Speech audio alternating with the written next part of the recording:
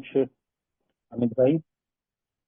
Good evening दोस्तों, मेरा नाम अनिरुद्ध है, मैं एक शराबी हूँ और आप सब लोगों का स्वागत करता हूँ alcoholics anonymous stepping stones online group में। और चूंकि आप में से ज्यादातर लोग जानते हैं ये शुक्रवार है और शुक्रवार को हम रखते हैं रिकवरी की बात ओल्ड टाइमर के साथ। कोई एक विषय इम्पोर्टेंट लेके हम किसी एक ओल्ड टाइमर से अपने मन में जो भी सवाल आते हों उस विषय को लेके वो उनसे पूछते हैं और वो अपनी अंडरस्टैंडिंग और अनुभव के साथ उस चीज का हमारी शंका का जो है वो निरसन करने की कोशिश करते हैं। और इसी सिलसिले में आज हमारे साथ हैं किरण जी समर्पण ग्रुप पंचकुला चंडीगढ़ से हैं और इनकी डेट ऑफ सोब्राइटी है 4 जनवरी 1996 और वो चंडीगढ़ एरिया के रोटेटेड डेलीगेट भी रहे हैं। एंड मुझे यकीन है कि हर सेशन की तरह आज का सेशन भी हमारे लिए बहुत कुछ हमको सिखा जाएगा। और चूंकि आज का टॉपिक है फैमिली आफ्टर वर्ड्स और ये मैं माफी मांगता हूँ, पहले ही मेरी ध्यान में आना था कि ये ओपन मीटिंग के लिए बहुत अच्छा विषय होता है, तो चेयरमैन के अनुमति के साथ इसको ओपन मीटिंग रखा गया है, तो एलेनॉन भी इसमें शामिल हुई हैं और भी हो सकती हैं। और किरण जी, तो आज के सेशन में मैं आपका स्वागत करता हूँ। Welcome. Thank you Aniruddh. Thank you. Yes. And दोस्तों, ये जब विषय आता है तो मुझे आज वो बातें करके बड़ी हैरत भी होती है और हंसी भी आती है, क्योंकि मैं आया था 29 दिसंबर 2016 को अल्कोहलिक्स एनोनिमस में और रिहैब के जरिए आया था। 2 महीने लगभग मैं सोबर रहा और घर में कुछ अनबन हुई और वो अनबन होते ही मैं शराब पीने गया और वो शराब पीने का जो सिलसिला है वो जारी रहा 1.5 साल तक। तो ये मेरे लिए बड़ा इम्पोर्टेंट चीज रही और मुझे हर बार ये लगता था, मैं अपने इनिशियल स्पॉन्सर के पास भी जाता था तो 2 चैप्टर्स जो थे, एक पत्नियों के लिए और एक दूसरा था बाद की पारिवारिक स्थिति। तो मैंने कहा आप मुझे इतना चीजें समझाते हो, मेरे घर वालों को क्यों ये चीजें नहीं समझाते हो जो ये बिग बुक में दी गई हैं। मुझे बाद में पता चला कि वो उन चीजों में भी सीखना मुझे है, ना कि मुझे घर वालों को सिखाना है। बट एक सवाल मन में आता है किरण जी, जहां से मैं शुरुआत करना चाहूंगा और मेरे 2 सवालों के बाद दोस्तों ये फोरम सबके लिए ओपन होगा। मैं जब याद करता हूँ किरण जी, मेरी लगभग 20 साल का मेरा एक्टिव शराबियत रही मेरी, और उसमें के आखिरी 5 साल तो इतने खराब थे और घर की ऐसी दुर्दशा हो गई थी और सारे घर वाले उसी में लगे पड़े रहते थे कि इसको कैसे दारू से दूर रखें। और वो तब घरों भगवान से सिर्फ एक दुआ मांगते थे, मुझे भी कहते थे, तो भगवान से यही मांगते थे कि कुछ भी करो भगवान, लेकिन अनिरुद्ध की शराब छुड़ाओ और हमको कुछ नहीं चाहिए। लेकिन जब मेरी सोब्राइटी शुरू हो जाती है तो ये जो कुछ नहीं चाहिए था वो वाला मामला घर वालों का भी बदल जाता है और उनको मुझसे अपेक्षाएं होने लगती हैं कि अब ये काम करे, अब इसका व्यवहार और भी सुधर जाए, अब ये तंबाकू भी छोड़ दे, अब ये पैसे भी कमा के लाए, अब ये पुराने चीजों का जवाब भी दे। तो ये हर एक टॉपिक जो होता है इस पे हम आगे जाके आपसे पूछने वाले हैं। लेकिन मेरा अभी ये सवाल है कि घर वालों का जो है कि पहले तो उनको चाहिए रहता है कि सिर्फ इसकी शराब छूट जाए और कुछ नहीं चाहिए, लेकिन जैसे ही वो शराब से दूर होता है शराबी, तो अक्सर घर वालों की जो है वो कुछ न कुछ और अपेक्षाएं बन जाती हैं। तो ये क्यों होता है, घर वालों के नजरिए में या विचारों में ये फर्क क्यों आता है, ये हमें प्लीज बताएं sir. Aniruddh, thank you, nice question. और ये जो आपका जो प्रश्न है ये हर फैमिली का प्रश्न है, हर एक अल्कोहलिक का प्रश्न है कि यार एक समय घर वाले भगवान से दुआ करते हैं, भगवान से प्रार्थनाएं करते हैं, जगह जगह पे जाते हैं, डॉक्टरों के पास जाते हैं, साइकियाट्रिस्ट के पास जाते हैं, और एक ही मंतव्य होता है उस चीज का कि इस बंदे की शराब छूट जाए, प्रभु कुछ करो कि इसकी शराब छूट जाए। प्रोग्राम में बंदा आ गया, प्रोग्राम में आने के बाद उसको एक रास्ता नजर आया जो उसको जिंदगी में कभी रास्ता नजर नहीं आया। उसको कुछ इस प्रोग्राम में ऐसे लोग नजर आए जो उसने कभी पहले देखे ही नहीं थे कि यार शराब कोई बंदा छोड़ भी सकता है। वो जो उसका अविश्वास था कि शराब कभी भी नहीं छूट सकती, वो अब विश्वास में चेंज हो रहा है। वो यहाँ पे आके अपना प्रोग्राम करना शुरू करता है। तो धीरे धीरे जब ये प्रोग्राम शुरू करता है तो उसको कुछ स्पिरिचुअल एक्सपीरियंस, कोई छोटे मोटे चीज स्पिरिचुअल एक्सपीरियंस होते हैं और उसको लगता है कि यस ये भगवान ही है जिसने मेरे को जो शराब से मेरी की दूरी बना सकती है। जो पहले घर वालों का विश्वास था ना कि शराब भगवान ही शराब छुड़ाएगा, अब मेरा विश्वास भी हो गया। बट फाइनली होता क्या है, एक टाइम ऐसा आता है कि घर वाले कहते हैं हमने तो सारे जतन कर लिए, हमने तो सारे जतन करके देख लिए, घर वाली ने, माँ बाप ने, बहनों ने, रिश्तेदारों ने, सब ने वो जतन करके देख लिए कि इसको हम शराब से दूर रख सके, उसके लिए सारे हथकंडे अपना लिए। अब ये कौन सी अल्कोहलिक्स एनोनिमस बीच में आ गई कि ये जो क्रेडिट अल्कोहलिक्स एनोनिमस को मिल गया। तो यहाँ पे आके कॉन्फ्लिक्ट क्रिएट होता है, और जब ये कॉन्फ्लिक्ट क्रिएट होता है, एक रिजेंटमेंट आती है, एक गुस्सा आता है अंदर से कि मैंने तो इतना कुछ किया, ये शराब मेरे कहने से तो शराब नहीं छोड़ी। अब ये जो अल्कोहलिक हैं, ये शराबियों के कहने से शराब छोड़ के अपना बैठ गया है। तो ये क्या चीज है? ये जो चीज है, यही जो चैप्टर है फैमिली आफ्टरवर्ड्स, जो बिग बुक में लिखा हुआ है, उसमें ये एक्सप्लेन करता है। उसमें बड़े इंट्रिकेसी से एक छोटी छोटी चीज एक्सप्लेन की है कि होता क्या है, ये गड़बड़ है क्या, ये सोच क्यों हो गई कि एकदम पहले भगवान ठीक कर दे, फिर उसके बाद क्रेडिट तो मेरे को मिला नहीं। क्योंकि हर एक इंसान की एक फितरत है कि कहीं ना कहीं वो क्रेडिट लेना चाहता है। और अल्कोहलिक्स एनोनिमस में आके मेरे को समझ लगी कि ये जो सब क्रेडिट है मेरा, मेरी आज जिंदगी, जो मैं सांसें ले रहा हूँ, मैं शराब छोड़ के बैठा हूँ, मैं कुछ काम कर रहा हूँ, मैं सोबर सांसें ले रहा हूँ, ये सिर्फ उसकी कृपा, उस ऊपर वाले की कृपा है। तो ये जो छोटी छोटी कॉन्फ्लिक्ट है जो क्रिएट होते हैं, अगर फैमिली भी 12 स्टेप प्रोग्राम जो उनका एल-एनोन का प्रोग्राम है, अगर वो करना शुरू कर दें तो उनकी भी सहायता होती है, और उनके प्रोग्राम करने से अल्कोहलिक की भी सहायता होती है, क्योंकि उनको पता लग जाता है कि ये जो कार्य हुआ है, ये जो एक चमत्कार हुआ है, जो ये चमत्कार सिर्फ वही ऊपर वाला कर सकता था, इसका क्रेडिट कोई दूसरा नहीं ले सकता। तो ये मेरी जो समझ मेरे को आई, मैं उसके इसी के अनुरोध जी इसके बारे में आपको ये बता रहा हूँ यहीं तक। Thank you very much for your question. Thank you Kiran ji. अभी आपने कहा कि ये जो चमत्कार होता है ना, तो इस चमत्कार का इंतजार कर रहे थे लोग, और मुझे तो कभी लगा ही नहीं था कि मेरे साथ ये चमत्कार होगा। लेकिन वो हो गया अल्कोहलिक्स एनोनिमस की संगत में रह रहकर, या उन्होंने मुझे बार बार बाहर जाने से बचा लिया। इसलिए वो दिन आ गया जब मैंने शराब के सामने घुटने टेक दिए, और तब से सब कुछ बदल गया। मैं अलग रास्ते पे चलने लगा। लेकिन घर वालों को इस बात पे यकीन नहीं हो रहा था।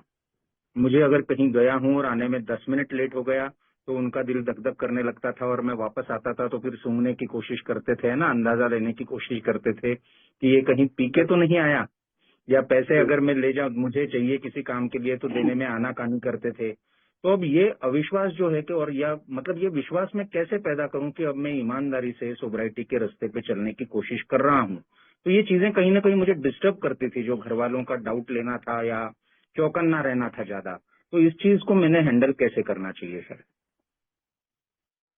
ये बड़ा सिंपल, आपका क्वेश्चन बहुत सिंपल है और बड़ा एक टू दी पॉइंट क्वेश्चन है। मैंने सालों साल, अगर आप देखो मेरा जो एक्सपीरियंस है, I drink around 18 to 20 years and out of that 2-4 साल ही मैंने शायद 2 साल ही इंजॉय की है। उसके बाद जो है शराब पीता था, और उसके बाद दुखी रहता था कि क्यों पी ली शराब मैंने। मेरी जब शादी हुई तो मैं अल्कोहलिक था। मेरी वाइफ ने मेरा अल्कोहलिज्म ही देखा फ्रॉम द डे वन, जबकि यहाँ से जिस फैमिली से वो आई थी वहां पे कोई शराब पीता नहीं था, उन्होंने कभी अल्कोहलिज्म की प्रॉब्लम नहीं देखी थी। तो यहाँ पे आके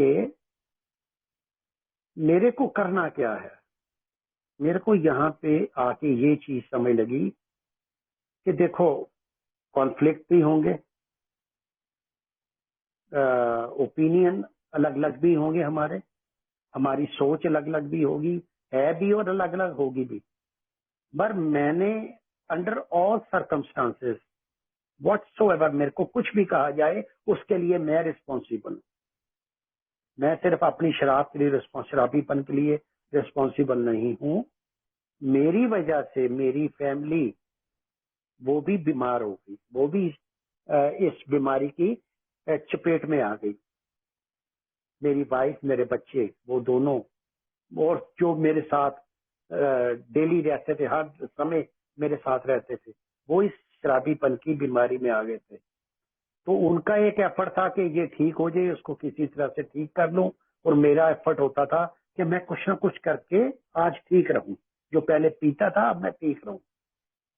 तो यहाँ पे आके मेरे को एक कंसिस्टेंट एफर्ट करना पड़ता है, कम वक्त में मेरे को सुनना पड़ेगा। आज मैंने शराब पी के बहुत बहुत सुनाया है लोगों को, अपनी वाइफ को, अपने बच्चों को बहुत बहुत दुखी किया है। वो इनका आज कंसर्न है, वो उनका डर है अंदर से एक, क्योंकि उन्होंने कभी देखा ही नहीं मेरे को सोबर होते हुए। अब अगर मैं प्रोग्राम में आके सोबरिटी की राह पे चलने की कोशिश कर रहा हूँ और one day at a time मैं कामयाब हो रहा हूँ, उनके अंदर डर है, मेरे से ज्यादा डर उनके अंदर है। मेरी प्रॉब्लम क्या थी, मैं तो शराब पी के पास आउट हो जाता था, ब्लैक आउट हो जाती थी, मैं तो सो जाता था। शराब पी के मैं सो जाता था, मैं तो बेहोश पड़ा हूं ना। मगर मेरी बेहोशी को उन्होंने देखा है, मेरे को 24 घंटे शराबीपन में उन्होंने देखा है। वो जो उनके अंदर डर है ना, वो डर इतनी जल्दी नहीं निकलेंगे। उसके लिए मेरे को भी काम करना पड़ेगा। मेरे को भी अगर वो कुछ कहते हैं कि मेरे को पेशेंटली सुनना पड़ेगा, मेरे को रिटेलिएट नहीं करना पड़ेगा। मैं बेटर है, मेरे को शुरू शुरू में आया ना तो मैंने एक चीज सीखी थी, एक पंजाबी में एक कहावत है, एक चुप 100 सुख। अगर मैं अपना मुंह बंद कर रखता हूं ना यार, क्योंकि ये मुंह बहुत खुला है यार, शराब पी पी के गालियां बहुत निकाली है मैंने बहुत तड़पाया।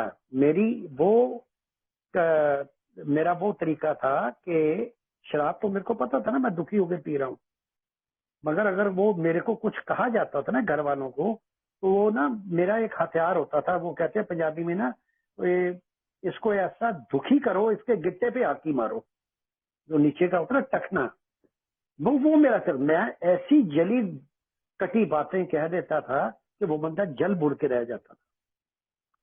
अब वो मैंने कर रखा यार। अब मैं एक सोब्रिटी के रास्ते पे सबसे पहले तो शराब से दूर हुआ हूँ। ये जो आगे 12 स्टेप का प्रोग्राम है ना, चौथा स्टेप करना, पांचवा करना, छठवां करना, अमेंड करने, ये बड़ा लंबा सफर है यार, ये कोई छोटा सफर नहीं है। एक दिन में मैं शराबी बना नहीं था, एक दिन में मैं एकदम वो साफ सुथरा नहीं बन जाऊंगा यार। मेरे को प्रैक्टिस करनी पड़ेगी प्रोग्राम की, मेरे को प्रैक्टिस करनी पड़ेगी अपने आप को सही रखने की अंडर ऑल सर्कमस्टांसेस। कुछ भी हो जाए, कुछ भी कोई कह ले यार, मैं एक काम करूंगा कि मैं शराब नहीं उठाऊं। तो जब ये मैं कंडीशन क्रिएट करता हूं अपने अंदर, मैं कंसिस्टेंट बिहेवियर रखने की कोशिश करता हूं, एंड इट टेक टाइम्स यार। टाइम मेरे हिसाब से नहीं होगा कि मैंने, क्योंकि 2-4 महीने तो हम शराब छोड़ देते थे कई बार ना, बट अब क्योंकि 2-4 महीने तो छोड़ते थे, उसको पता नहीं कितने दिन की शराब छोड़ी, ये फिर शुरू हो जाएगा, कब शुरू हो जाए इसका कोई पता नहीं। उनका विश्वास ही नहीं है मेरे ऊपर यार। उस विश्वास को बनते हुए टाइम लगेगा, उनके हिसाब से, मेरे हिसाब से नहीं। Let them take their time यार। उनका विश्वास पैदा हो, उसके लिए मैं कंसिस्टेंट एफर्ट करता रहूं, शराब से दूर रहूं, अपना प्रोग्राम करूं, बिग बुक पढूं, मीटिंगों में जाऊं, और जो मेरी समस्या आ रही है वो मीटिंग में अपने स्पॉन्सर के साथ शेयर कर लूं यार, और उसका समाधान मेरे को मीटिंग में मिल जाता है। Thank you very much. Thank you so much Kiran ji. और दोस्तों, मुझे यकीन है विषय ऐसा है कि लगभग हर किसी के मन में इसको लेके सवाल या डाउट हो सकते हैं। तो ये फोरम ओपन है अभी सभी के लिए। एक भाई ने ऑलरेडी एक सवाल पूछा है, लेकिन वो मैं थोड़ा बाद में लेना चाहूंगा। लेकिन अगर किसी के मन में कोई प्रश्न हो, एएस भी हैं यहाँ पे और हमारी एलेनॉन मेंबर्स भी शामिल हुई हैं, तो आप हैंड रेज करके या अनम्यूट करके अपना सवाल ले सकते हैं।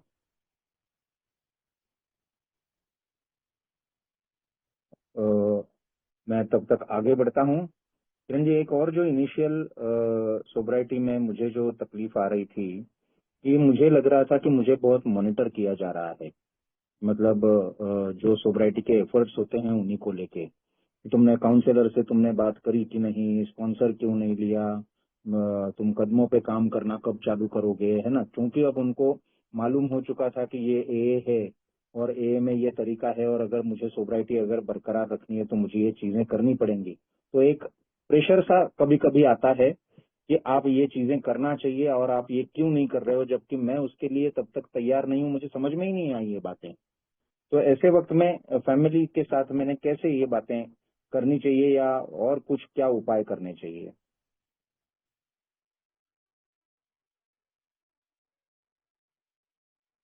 अनिरुद्ध, ये एक जो चीजें है ना यार, ये हर एक के मन में ये द्वंद चलता है यार। हर एक अल्कोहलिक जो सोब्राइटी में आता है उसके मन में ये द्वंद है कि यार अब मैं कैसे डील करूं, क्या करूं। यार इमीडिएट कुछ भी नहीं होगा। एकदम मैं सोचूं कि आज मैं एकदम नया इंसान बन जाऊं, मेरी सोच नई हो जाए, ठीक है, जो पुराना कुछ मैंने किया है वो सारा मैं भी भूल जाऊं और सामने वाला भी भूल जाए। That is not possible. इसके लिए बहुत एफर्ट करना पड़ता है यार। इसके लिए अल्कोहलिक के माइंड में अपार्ट फ्रॉम सोब्रिटी और बहुत चीजें चल रही होती है। उसने बहुत नुकसान किया होता है। वो टाइम होता है जब उसने टोटल अपने ऊपर जो स्ट्रक्चर होता है, जो बनाता है अपना जिंदगी का ताना बाना बुनता है, एक दिन शराब पी के वो सारा अपने सिर के ऊपर दोबारा से फेंक लेता है। फिर दोबारा कितनी बार हमने ये कोशिश की, हमने दोबारा से जिंदगी स्टार्ट करने की कोशिश की जब हम ए में नहीं थे, और उसके बाद कितनी बार डेर हुए हम। तो ये जो जर्नी है in alcoholics anonymous through the following of the 12 steps of a program, ये यार लाइफ लॉन्ग जर्नी है। इसमें सबसे बड़ी चीजों की जरूरत है पेशेंस, टॉलरेंस, काइंडलीनेस, लव, अफेक्शन। ये चीजें जो हैं, ये जो मैं आज वर्ड आपको बोल रहा हूँ ना, बहुत दोस्त मेरे, ये मेरे लाइफ में थी ही नहीं कभी। ना मेरे पास पेशेंस थी, ना मेरे पास टॉलरेंस थी, ना मेरे पास काइंडनेस थी। प्यार, मेरे को कई बार मैं कहता मेरा प्यार का स्तोत्र तो सूख गया था। प्यार होता क्या है मेरे को आज भी समझ नहीं आती। अभी मेरी वाइफ से बात होती थी कि प्यार है, होता है, ये होता है। मैं, क्या होता है प्यार यार? क्योंकि वो स्तोत्र सूख गया यार। उसको कई बार सींचते हैं ना, एक धरती प्यासी हो, बंजर धरती होगी हो, उसको सींच के भी साला कई बार वो उसमें फसल पैदा नहीं होती। तो मेरा प्यार का स्तोत्र ऐसा सूख गया है कि उसमें अभी मेरे को बार बार कोशिश करनी पड़ रही है कि मैं इसको daily, one day at a time, daily सींचूं, डेली कुछ ना कुछ ऐसा करूं कि यार ये जो गड़बड़ मेरी लाइफ में होती है ना, ये जो कॉन्फ्लिक्ट क्रिएट होते हैं मेरे घर में, ये ना हो। तो इसके लिए यार सबसे बड़ी चीज है यार कि एक तो मेरे को ये याद रखना पड़ेगा कि it's a life long journey. ये आज का दिन का प्रोग्राम डेफिनेटली है, one day at a time programme है, बट लाइफ लॉन्ग प्रॉब्लम भी है, प्रोग्राम भी है भी साथ। मैंने जिंदगी भर इस प्रोग्राम को फॉलो करना है। जिंदगी भर मैंने ये जो चीजें मैंने अभी बोली हैं, इनको डेवलप करनी है अपने अंदर यार। मैंने डे बाय डे अपने आप को एक बेटर ह्यूमन बीइंग बनाने की कोशिश करनी है। वो कहते हैं 10 स्टेप क्यों किया जाता है यार? 10 स्टेप करो जी डेली, सुबह से लेके शाम तक। जब हम 4th 5th 6th कर लेते हैं उसके बाद 10 स्टेप पे आ जाते हैं। Daily inventory. अच्छा, कई बार स्पॉट इन्वेंट्री है, अभी मेरे साथ कोई पंगा हो गया, मैं उसी वक्त स्पॉट इन्वेंट्री लेने की कोशिश करता हूँ। डेली इन्वेंट्री है, सवेरे से शाम तक मैंने क्या किया, मेरे से अच्छे क्या हुआ, मेरे से गलत क्या हुआ। जो गलत हुआ हो वो क्यों देखता हूं मैं शाम को, मेरे साथ मैंने क्या गलती कर दी, सो दैट वो जो गलती मैंने आज की है उसको लिंगर ऑन ना किया जाए, उसको मैं आज के दिन सुधारने की कोशिश करूं। आज के दिन निप इन द बैट, इसी को आज यहीं पे दफन कर दूं यार। और इससे गलती से मैंने सीखा क्या, गलती से मैंने खुंदक नहीं खानी यार। क्योंकि होता क्या था, गलतियां होती थी, फिर मेरे को रिजेंटमेंट आती थी, मेरे को खुंदक आती थी, मेरे को गुस्सा आता था। आज की डेट में इन चीजों को दूर रहने की मैं कोशिश करता हूँ, गुस्सा ना करूं। ठीक है, छोटी छोटी चीजों से मैं आज सीखने की कोशिश करता हूँ। जो पहले मैं, मेरे पास एक हथियार होता था, कोई प्रॉब्लम होगी कि शराब पी लो जाके। आज शराब नहीं पीनी, शराब नहीं पीने के लिए ये मैं कोशिश करता हूँ।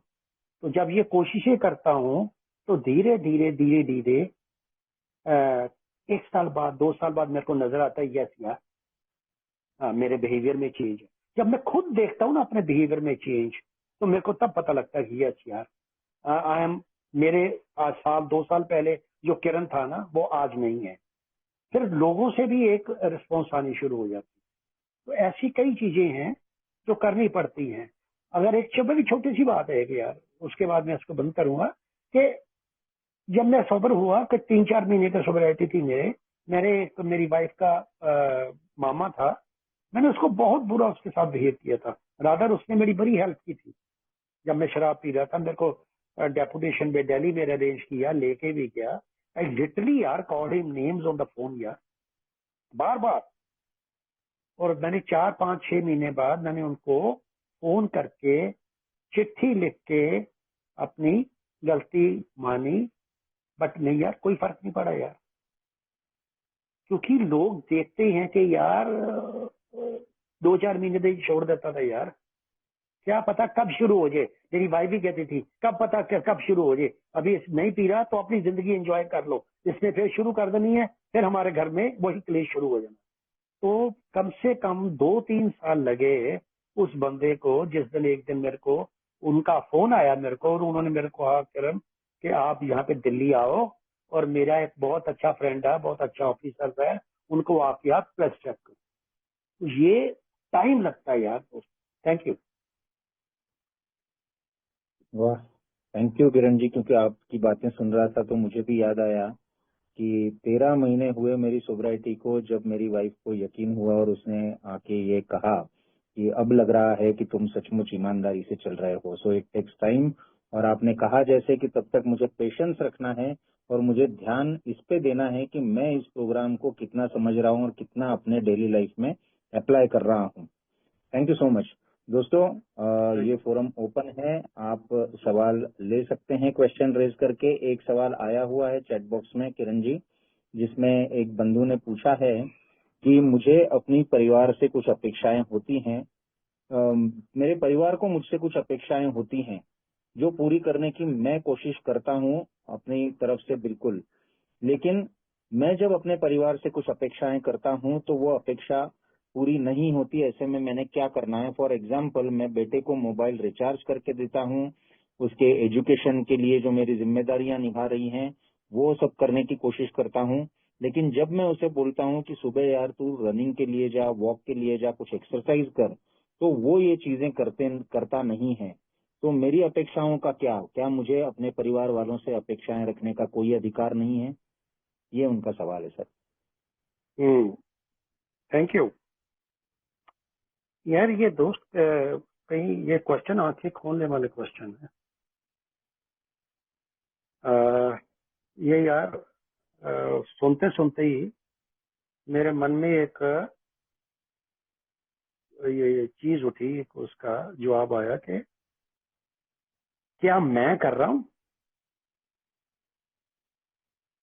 क्या मैं, जो मेरी ऑब्लिगेशंस हैं, जो मेरी ड्यूटीज हैं यार, अपने बच्चों के प्रति, अपनी फैमिली के प्रति, जितना बेस्ट ऑफ माई एबिलिटी मैं कमा सकता हूँ, मैं घर में उनको वो फैसिलिटीज देने की कोशिश करता हूँ।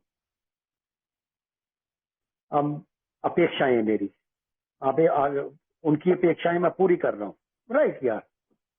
मैं as a father, as a dad, ठीक है, as a head of the family, ये मेरी ड्यूटीज हैं यार, मैंने करनी है। और ये जब मैं ड्यूटी करता हूँ मेरे को प्रसन्नता होती है अंदर से। अब मैं अपेक्षा कर रहा हूँ, जो मेरे दोस्त ने सवाल पूछा है, वो अब उनकी अपेक्षा है कि मैं उसको कहता हूँ कि सवेरे रनिंग करे, उठ के जाए, दौड़े, सैर करे, जो भी है, ठीक। मेरे को यहाँ पे ये समझ लगी, क्या मैं कर रहा हूँ? I have to set an example दोस्त। मैंने एग्जाम्पल सेट करनी है। अगर मैं अपने बच्चों से अपेक्षा कर रहा हूँ कि मैं, आप आप उनकी, आपकी सोच ठीक है, आपका जो उनके प्रति जो प्यार है वो भी बड़ा बिल्कुल सही है, उनको दौड़ लगानी चाहिए, उनको जाना चाहिए सवेरे उठ के, बट क्या मैं कर रहा हूँ? मैं करूंगा, मैं एग्जाम्पल सेट करूंगा ना जहाँ पे बच्चा, यार पता क्या है, हम सोचते हैं कि बच्चे को बता दिया और बच्चा करेगा। एक छोटा बच्चा होता है, बहुत छोटा, जिसको अभी तुतला सा बोलता है, उसको समझ नहीं है, ये बच्चा बोलता भी नहीं है अभी, वो क्या देख रहा है आपका? वो आपके हाव भाव देख रहा है, वो आप क्या कर रहे हो वो देख रहा है, वो आप क्या कह रहे हो वो नहीं सुनता, वो नहीं देख रहा, वो आप क्या कर रहे हो वो देखता है वो। और जब आप जो आप कर रहे हो बच्चा वो फॉलो करता है। हमने शराब पीते हुए कुछ चीजें की नहीं पहले, अब हमें होश आई और अब हम कह रहे हैं कि बेटा ऐसा किया करो, तो उसके लिए चीज वही आ गई दोबारा यार। क्या मैं कर रहा हूं? मैं एग्जाम्पल सेट करूं यार, क्योंकि एफर्ट अब मेरे को करने पड़ेंगे सारे, all efforts, all out efforts जितने भी हैं। मेरे को अगर सवेरे उठने में तकलीफ हो रही है और मैं उसको कह रहा हूं बेटा तू उठ जाके और तू जाके सैर करके आया, ठीक है, मेरे को और बड़े काम है, मैं उसके साथ टाइम स्पेंड कर लूं, चला चलें यार सैर करते यार, ठीक है, करके देखें यार थोड़ा सा। बट सबसे पहले मेरी प्रॉब्लम एज एन अल्कोहलिक, मेरी प्रॉब्लम ये है कि माई जो मेरा बोलने का तरीका ना वो हार्श या बड़ा यार, मेरे को खुद नहीं पता था। When I speak loudly and I speak very harshly यार। मेरा बेटा बहुत अडल्ट है,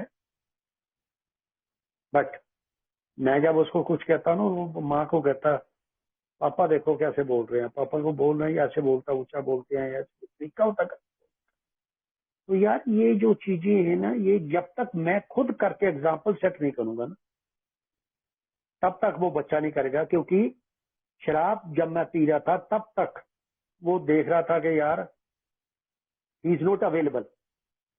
अब जब मैं अवेलेबल हुआ, अब मैं डिमांड कर रहा हूँ, ये मेरी डिमांड नहीं होनी चाहिए यार, ये मेरी एक रिक्वेस्ट होनी चाहिए। और उसके साथ एग्जाम्पल सेट करूं, आप सैर करने जाओ, कुछ दिन जाओ, फिर उसको को चला यार, इकट्ठे चलते हैं यार, करके देखो यार। Thank you.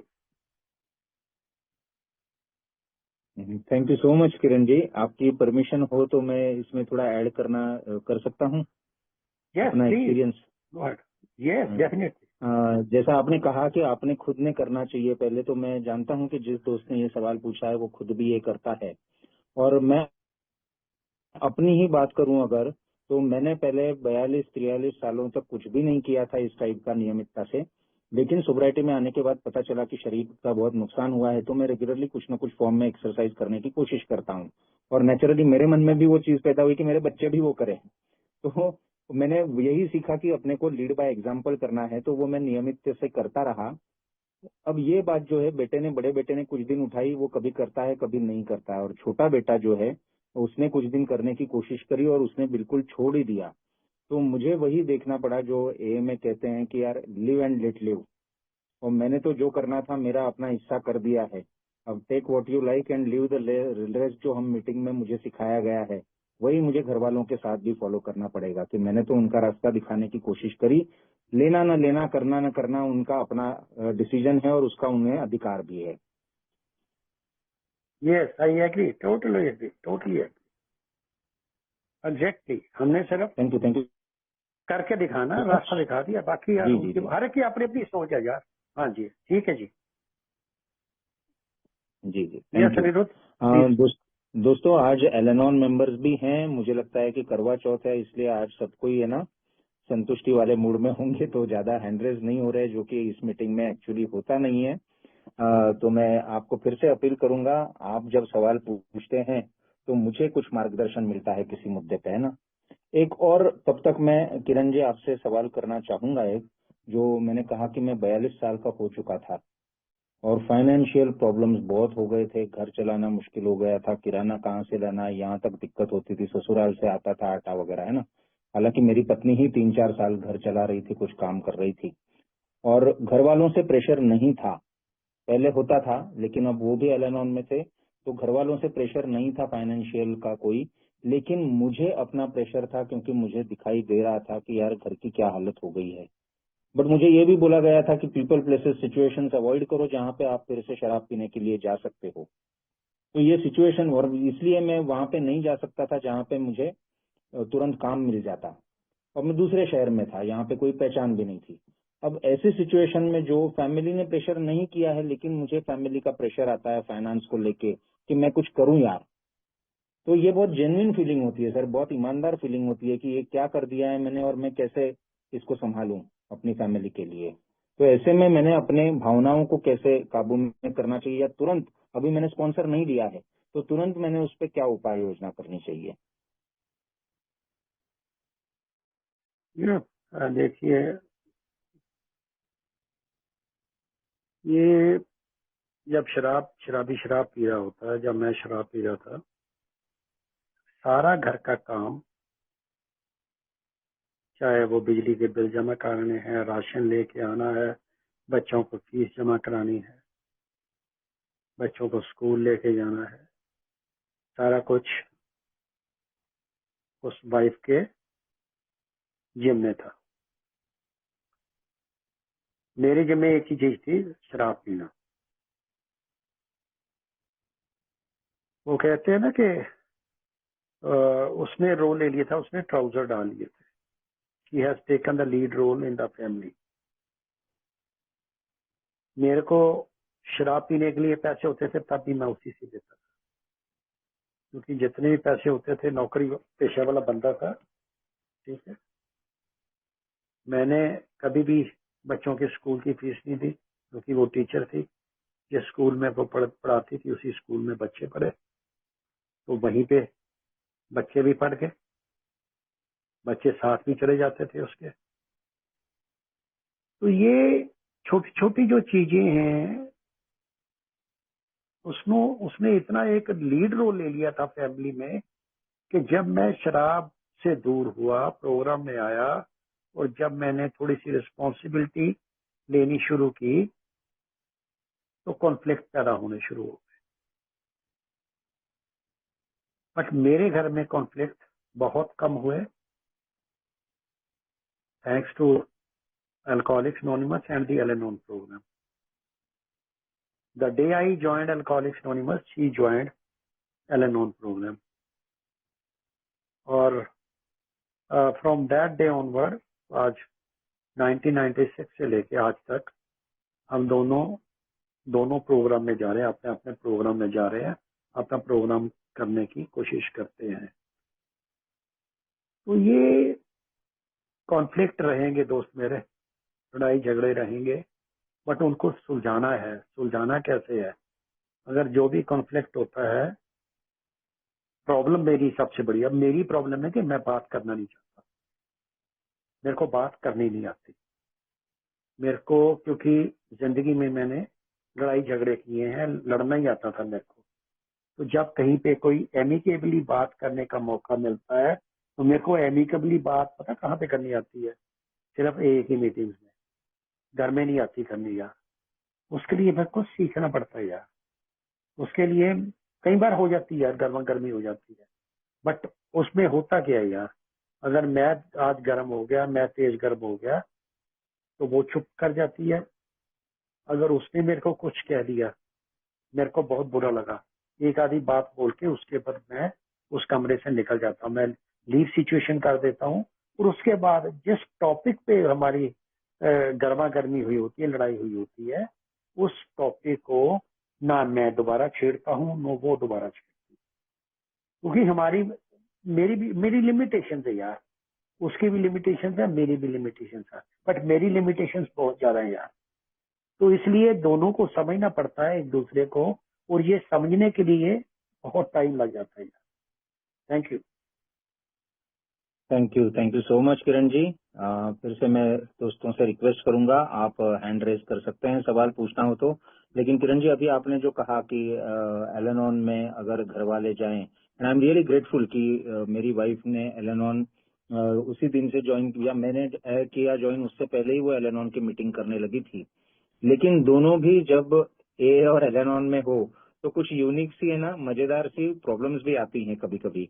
जैसे हम दोनों के लिए कोई जमीन ही नहीं रही थी हमारे दोनों के बीच में, इतना हम में फासला आ गया था कि हमें एक जमीन ही अलग अलग हो गई थी।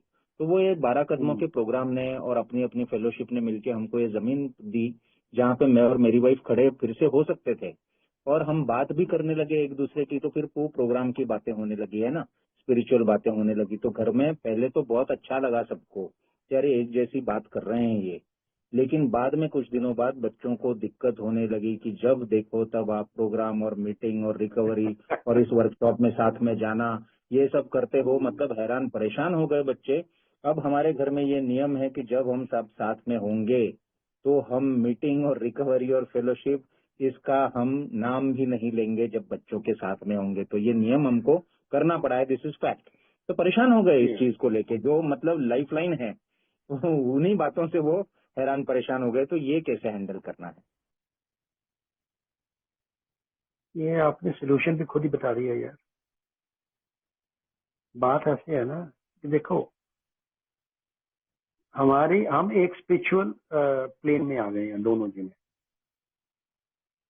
Husband and wife, they are on the spiritual plane, because both are in Al Anon रे। उसको भी प्रोग्राम अपनी पर्सपेक्टिव समय लगी, मेरे को भी जितनी भी समय लगी। हम कई बार स्पिरिचुअल एंगल्स पे बात करते हैं, स्पिरिचुअल जो एक्जियम है उसके ऊपर बात करते हैं। बच्चे कहते हैं यार ये क्या ड्रामा हो रहा है यार, जब देखो यही एक ही टॉपिक रह गया यार। वो कहते हैं ना हैप्पी जॉयस एंड फ्री, वो जो एक जो हैप्पीनेस का, जो खुशी का, जो हाके मार के हंसने का जो एक घर में माहौल है, वो खत्म हो गया हुआ था यार। कहीं बाहर जाना, कोई कॉमन फ्रेंड नहीं है हमारे। कॉमन फ्रेंड कौन है? ए वाले फ्रेंड है। शराब पीते हुए कोई घर आता नहीं था, हम किसी के पास जाते नहीं थे, वो कनेक्शन टूट गए। बच्चों के फ्रेंड्स घर में आते थे, उन्होंने आना बंद कर दिया, उन्होंने बुलाना बंद कर दिया, क्योंकि बाप पता नहीं किस कंडीशन में घर में पड़ा होगा शराब पी के। वो जो उन्होंने सफर किया है ना दोस्त, वो हमसे ज्यादा, हस्बैंड और वाइफ से ज्यादा बच्चों ने सफर किया है, क्योंकि उन्होंने बचपन से हमें एक ऐसा रूप देखा है बाप का, जिसको मैं कह सकता हूँ जालिम बाप उन्होंने देखा, जिसको ना बात करने की तमीज थी, ना पता था कि कोई घर में कोई आया है कैसे उसको डील करना है, घर में आना कैसे है। सबसे पहले तो घर में आने का मेरे को तरीका नहीं पता था, कि सोबर में कभी घर ही नहीं आया यार वापस, जब भी बाहर गया उसके बाद शराब पी के घर आया यार। तो बच्चों को ये जो स्पिरिचुअल एंगल है ना यार, इस एज में उनको नहीं समझ लगता। तो इसलिए जो आपने वो बात कही ना कि घर में हम एक लाइट माहौल रखेंगे यार, लाइट माहौल रखेंगे, आराम से कोई हंसी खुशी का प्रोग्राम देख लिया, आपस में एक दूसरे के बारे में प्लेजेंट्री एक्सचेंज कर ली, कोई बात कर ली, छोटी थोड़ी मोटी बात कर ली, उनके बारे में आज का दिन कैसा रहा आपका वो पूछ लिया, पता कर दिया, अपना दिन बता दिया कि मेरा दिन कैसा रहा यार। क्योंकि जब मैं बताऊंगा ना कि मेरा दिन कैसा कैसा, कोई उतार चढ़ाव आए, आज कैसा दिन निकल गया, कौन मिला कौन नहीं मिला, वो कनेक्शन ही टूट गया था ना हमारा। हम बताते नहीं थे कौन मिला, क्योंकि मेरे को तो झूठ बोलना पड़ता था, क्योंकि मेरे को तो हर टाइम कोई बॉस मिल जाता था जिसके साथ मेरे को बैठ के शराब पीनी पड़ती थी, जबकि ऐसा कुछ भी नहीं था, झूठ था वो। तो यहाँ पे आके ये बॉन्ड मेरे को ही खोलना पड़ेगा यार, ये बॉन्ड मेरे को दोबारा से बनाना पड़ेगा बच्चों के साथ। और इसको बनाते बनाते जब मैं अपने बारे में कुछ लाइफ के एक्सपीरियंस शेयर करूंगा डेली के, धीरे धीरे उनको भी लगेगा कि यस यार, अच्छा लगता है यार किसी की बात सुन के, उनका लाइफ एक्सपीरियंस, वो भी थोड़ा मोटा लाइफ एक्सपीरियंस शेयर करना शुरू कर देंगे। और धीरे धीरे एक माहौल जो है ना घर में अच्छा होना शुरू हो जाएगा। Thank you. Right, thank you so much Kiran ji. एक थोड़ा सा मैं और अर्ली डेज में जो दिक्कत मुझे भी आती थी, और आज मैं जब बाकी भी लोगों के संपर्क में हूँ तो वो आते देखता हूँ कई घरों में, हर जगह में घर में नहीं होगा ऐसा, कई जगहों पे मैं जब होश में आया तो मुझे ऑफ कोर्स बहुत ग्रेटिट्यूड एक पैदा हुआ अपने दिल में, खासकर पत्नी के लिए कि यार उसने मेरी जान बचाई है, उसने बार बार कोशिशें करी, मुझे रिहैब भी डाला, बार बार मुझे एक एक लोगों को फोन करती रही तो वो मेंबर्स मुझे घर पे आके समझाते थे।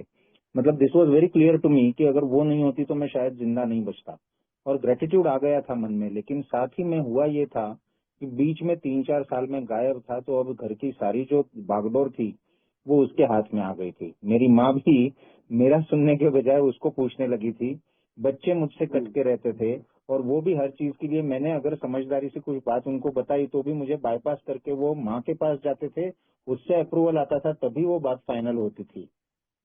तो मैं सब समझ रहा था कि ये क्यों हो रहा है, लेकिन फिर भी मेरे मन में एक सेल्फ पिटी सी आ गई थी कि यार ये क्या है, मेरा कुछ स्थान है कि नहीं इस घर में। ये सेल्फ पिटी जो आती है, यही नहीं और भी कई कारणों से आ सकती है। इस सेल्फ पिटी को मैं इनिशियल डेज में कैसे हैंडल कर सकता हूँ सर? यार अगर अगर मैं और एक कहूँगा बात सेल्फ की ये मुझे, पिटी। और सॉरी इसी से जुड़ी हाँ। और एक बात कि ये मुझे तकलीफ हो रही है, क्या मैं ये पत्नी को बता सकता हूँ, और अगर बता सकता हूँ तो किस तरीके से बता सकता हूँ? Thank you. हम्म। यार सोब्राइटी जो मेरे को मिली है ना यार, उसमें अगर रिलेशनशिप, मेरे को एक चीज और समझ लगी थी यार, कि जो ए का प्रोग्राम है ना यार, वो रिलेशनशिप डेवलप करने का प्रोग्राम है। मेरे को रिलेशनशिप मेंटेन करने नहीं आते थे, मेरे को रिलेशनशिप मेंटेन करने आज भी नहीं आते हैं। मेरे को रिलेशनशिप मेंटेन करने को मेरे को डे बाय डे कुछ ना कुछ सीखना पड़ेगा। उस सीखने में मेरे से मिस्टेक्स भी होगी, गलतियां भी होगी। और कहते हैं ना, गलतियां जब होती है ना, गलतियों से ही बंदा सीखता है। और आज की डेट में क्योंकि जब मिस्टेक होती है, आज मैं विलिंग हूँ अपनी गलतियों से सीखने की। तो ये वाइफ के साथ, बच्चों के साथ, ये जो एक रिलेशनशिप डेवलप करना दोबारा से, उसके लिए ये जो सेल्फ पिटी आती है कि सिर्फ मेरे साथ ही ऐसा क्यों हो रहा है यार, मेरी अप्रूवल क्यों नहीं ली जाती। मैं इतने साल शराब पी के, 18 साल में शराब पी के पड़ा रहा, घर का चार्ज उसने ले लिया। अगर आगे मदर है तो अप्रूवल उसकी होती थी नेचुरली यार।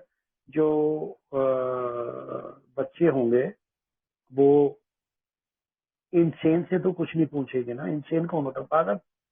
मैं तो पागल था ना, वो पागल से थोड़ा पूछेंगे यार। वो सेन बंदे के पास जाएंगे तो उनके घर में सेन बंदा कौन था? वाइफ, उनकी माँ, उनकी दादी। तो जब उनके पास जाएंगे तो अब मेरे को ये चिढ़ लगती है कि यार आप मेरे से क्यों नहीं पूछते यार। I lost that opportunity my self यार। मैंने ये अपॉर्चुनिटी खुद मैंने लूज की है यार। उसके लिए कोई और जिम्मेवार नहीं है, मैं जिम्मेवार हूँ। और ये सेल्फ पिटी अगर मैंने ये दूर करनी है, रिजेंटमेंट दूर करनी है, उसके लिए कहा जाता है कि अपने स्टेप्स करो। 4th स्टेप लिखना और उसके बाद उसको 5th स्टेप को शेयर करना अपने स्पॉन्सर के साथ is a vital step. Vital एक चेंज अगर जिंदगी में आती है ना यार, वो चेंज आती है जब मैं अपना 4th स्टेप सिंसियरली लिखता हूँ, ऑनेस्टली लिखता हूँ, हर एक चीज उसमें लिख देता हूँ। किसके साथ खुंदक है, क्यों खुंदक है, किस जगह के साथ खुंदक है, सारा कुछ लिखने के बाद जब मैं वो 5th स्टेप करता हूँ अपने स्पॉन्सर के साथ, पढ़ के सुनाता हूँ उसको यार, उसके हाथ में कॉपी नहीं दे देता। आजकल सिस्टम चला हुआ थोड़ा मोटा ये वाला कि स्टेप लिख के यार तू मेरे को दे दे, मैं पढ़ के देख लूंगा। नहीं यार, 5th स्टेप एग्जैक्टली क्या कहता है? 5th स्टेप ये कहता है मैं सेंटर में बैठा हूँ, एक तरफ मेरा स्पॉन्सर बैठा है, दूसरी तरफ मेरा भगवान बैठा है। मैं सेंटर में बैठ के अपने भगवान से स्पॉन्सर के थ्रू बात कर रहा हूँ यार। स्पॉन्सर को मैं सुना रहा हूँ, दूसरी तरफ मेरा प्रभु भी बैठा है जो मेरी सारी बातें सुन रहा है यार। तो जब 5th स्टेप बंदा करता है, उसके बाद एक कुछ दिनों के बाद एक क्लैरिटी आती है यार कि यस, ये जो छोटी छोटी चीजें हैं, रिजेंटमेंट है, पता लगता है। पहले तो मेरे को ये नहीं पता था सेल्फ पिटी है कि यार ये क्या और चीज क्या है यार, मेरा एंगर है कि सेल्फ पिटी है, क्या चीज है यार, कौन सा इंस्टिंक्ट है यार जो मेरा हर्ट हो रहा है। तो जब तक मेरे को ये नहीं पता लगा कि मेरी ईगो हर्ट हो रही है कि मेरी सेल्फ पिटी हर्ट हो रही है, ये कौन सी चीज हर्ट हो रही है, जब तक ये नहीं पता लगेगा कि कौन सा इंस्टिंक्ट मेरा हर्ट हो रहा है, मैं कैसे प्रभु से बोलूंगा, भगवान से बोलूंगा कि प्रभु अब ये 110 बंदों की लिस्ट थी मेरी, उनमें से 3 मेरे ये करेक्टर डिफेक्ट निकले, तो ये तीनों को ही तेरे को हैंड ओवर करता हूँ। अब तेरी चॉइस है प्रभु कि इनमें से कौन सा तूने रिमूव करना, कौन सा नहीं करना, वो तू देखता हूँ। तो जब ये चीजें जब तक स्टेप्स नहीं करूंगा, जब तक मैं स्पॉन्सर लेके उसके साथ ये 5th स्टेप नहीं करूंगा और उसके बाद regular touch with the sponsor, regular going to the meeting हम जाते हैं। मैं ये नहीं कहता कि हमने से मोस्टली मैं इतने सालों से मीटिंग जा रहा हूँ, ठीक है, बट रेगुलर टच जब तक अपने स्पॉन्सर के साथ नहीं होगा, तब तक मेरे अंदर क्या कौन से इंस्टिंक्ट मेरे हैं जो हर्ट होते रहते हैं वो नहीं पता लगे। एक डॉक्टर के पास जाना पड़ता है यार। अगर मेरी साइकेट्री प्रॉब्लम है तो मैं साइकेट्रिस्ट के पास जाता हूँ, अगर किडनी की प्रॉब्लम है तो मैं किडनी के डॉक्टर के पास जाता हूँ, हार्ट की प्रॉब्लम है तो हार्ट के डॉक्टर के पास जाता हूँ। तो डिफरेंट डिफरेंट बैठे, इसलिए एक स्पॉन्सर बैठा है यार जो मेरा स्पिरिचुअल गाइड है यार, स्पिरिचुअलिटी के साथ में जो मेरे को लेके जाता है। तो जब मैं अपने स्पिरिचुअल गाइड के पास जाता हूँ तो यार एक मैंने देखा कि ये करने के बाद मेरी लाइफ में एक ड्रास्टिक चेंज आया था। It was a pink cloud, जिसको कहते हैं ना पिंक क्लाउड में आ गए हैं यार। इतनी आसान जिंदगी है यार, इतना ही करना। ये सिर्फ ये स्टेप ही लिख के मेरी जिंदगी यार, स्टेप करने के बाद और 5th करने के बाद उसके बाद आगे चलने के बाद मेरी जिंदगी इतनी आसान हो जाएगी यार। ये छोटी मोटी जो चीजें हैं, सेल्फ पिटी है, ये वो आती रहेगी यार। ये वो कहते हैं ना 7 विकार है यार, ये उनमें से कोई ना कोई एंगर आएगा, कभी सेल्फ पिटी आ गई, कभी कुछ आएगा, कभी कुछ आएगा। बट नहीं यार, वो अगर एक सही प्रपोर्शन में आ रहे हैं तो वो ठीक है, अगर वो बड़े हुए प्रपोर्शन में आ रहे हैं तब वो मेरे को दुख देती है। Thank you very much. Thank you so much Kiran ji. और हैंड रेज दिख रहा हूँ अमित भाई का। अमित भाई, आप प्रश्न पूछ सकते हैं। जी धन्यवाद अनिल जी। नमस्कार दोस्तों, मैं सब आपके समझ सकती हूँ। मेरा नाम अमित है। आई आई जैसा हमारा मीटिंग रूम में बोला जाता है ना, आम का अचार बन गया है वो फिर से आम नहीं बन सकता। मुझे तो ना ये जो फैमिली प्रॉब्लम, फैमिली का जो स्थिति है वो ऐसा ही कुछ लगता है। क्वेश्चन मेरा ये है कि प्रोग्राम ये चैप्टर भी बोलता है कि ना तो मुझे ना वो डोमिनेट करना है, ना मुझे डोरस्टेप बनना, वो डोरमैट बनना है मुझे। और मुझे ऐसा लगता है कि मेरे घर में कुछ ना, जो मेरी कोर फैमिली है, वाइफ और बच्चों को छोड़ के बाहरी लोगों के इन्फ्लुएंस से जो घर का एनवायरनमेंट है जो बेटर हो सकता है, वो बेहतर नहीं है ना, अच्छा नहीं है। और कि घर के बाकी मेंबर्स उसमें बहुत खुश रहते हैं। तो क्या मुझे बाउंड्री सेट करनी चाहिए? क्या मुझे जस्ट है ना ये क्योंकि मैं जब ये सोचता हूँ तो मुझे वो सेल्फ पिटी भी आती है, कभी फॉल्स प्राइड, ऐसा लगता है कि नहीं ये मेरा घमंड है ना, कि मैं ऐसा सोच रहा हूँ, हो सकता है कि मैं गलत हूँ। उनको मेरे को तो टॉलरेंस, लव और पेशेंस के साथ में आगे बढ़ना है, तो उनकी खुशियों को आगे रखना है। लेकिन ऑनेस्टली बोलूँ तो ना मुझे थोड़ी चिंता फिक्र भी होती है, और मेरे को दिखता है कि ये साफ साफ मतलब है ना प्रॉब्लमेटिक चीजें हैं। तो ऐसी स्थिति में मुझे क्या करना चाहिए?